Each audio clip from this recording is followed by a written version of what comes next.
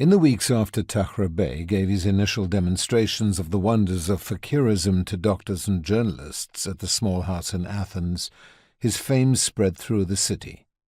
More newspaper articles appeared, enumerating his many skills and trying to explain their origins.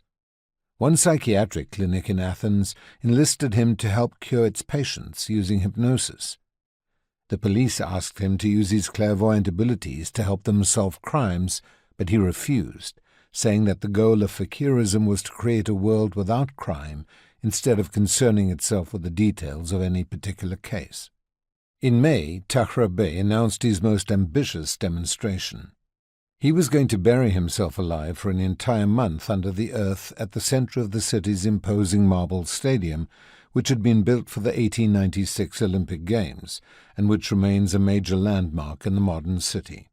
Even as his profile rose in Greece, he did not forget the mass of unfortunate people who had arrived in Greece over the past months.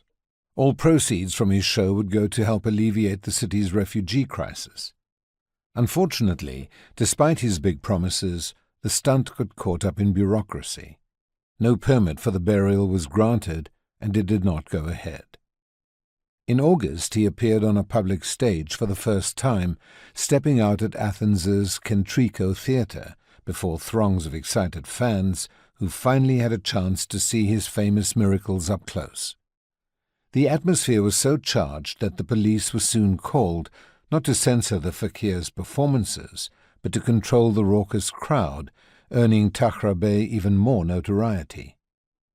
Throughout the summer and into the autumn, he put on shows to large audiences in the Greek capital. Over the course of these months, he began to experiment with his act. A few favorite elements emerged.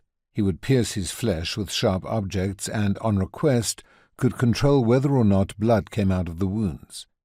One of his favorite ways to show that his body was impervious to pain was to lie across two sharp blades, one at his neck and the other at his ankles, and have a large rock broken across his chest.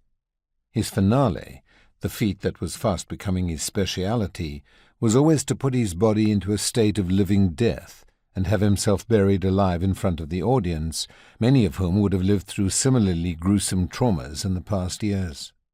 In interviews and letters to the press, Tahra Bey was also beginning to form a backstory for himself and was building his fakir persona.